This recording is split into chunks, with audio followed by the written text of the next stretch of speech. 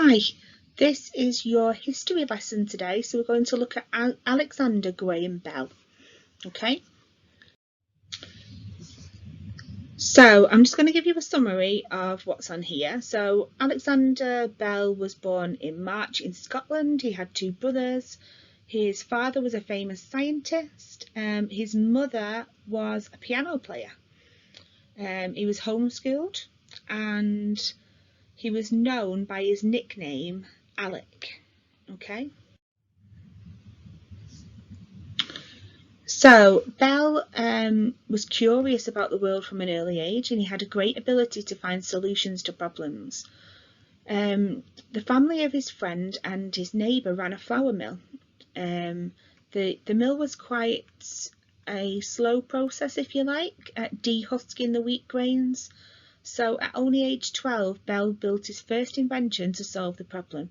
He created a device with rotating paddles and nail brushes that made it easier and quicker to separate the grain from the husks. While working with his father, Alexander Graham Bell became very interested in speech and how we make sounds. He and his brother invented an automaton, a mechanical man using bellows to push air through its windpipe. They could make it speak a few words. Their neighbours all came to see and were amazed by it. So, working with sound, he wrote a report of his findings and sent them to his father's colleague. He then got a letter to tell Bell that the experiments that he'd done had already been done by another scientist in Germany, and sent him a copy of the reports of those experiments.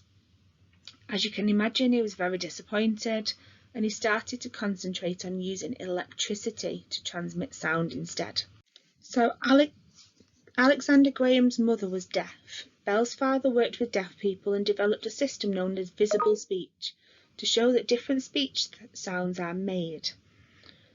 At that time, visible speech was thought to be an excellent way to help deaf people learn and develop their speech, although its use gradually stopped after about 12 years.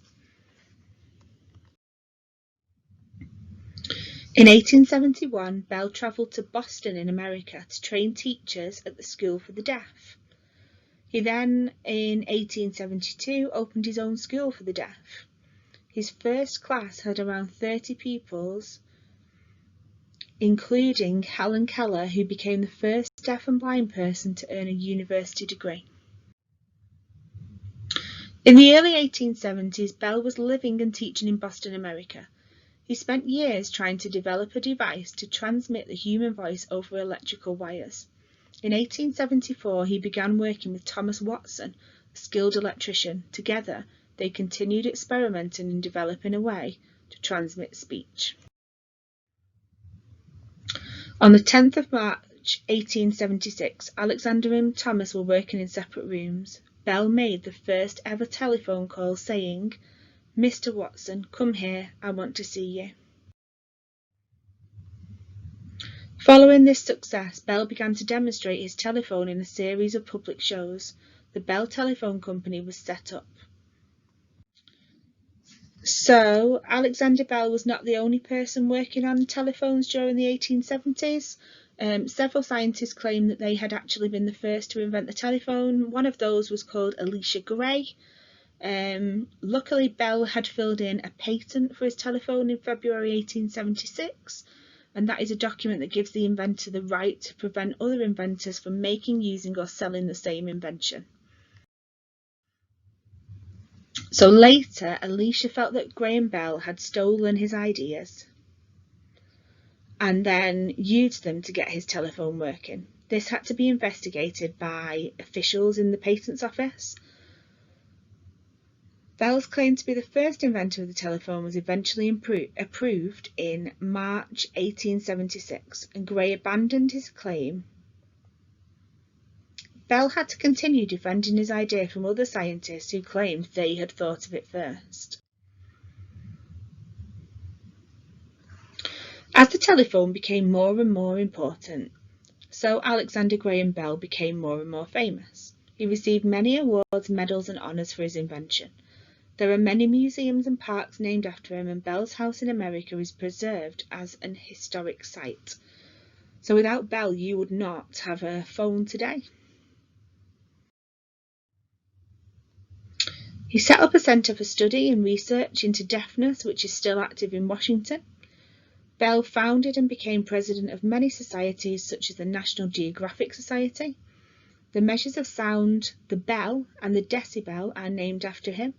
Bell died in 1922, aged 75.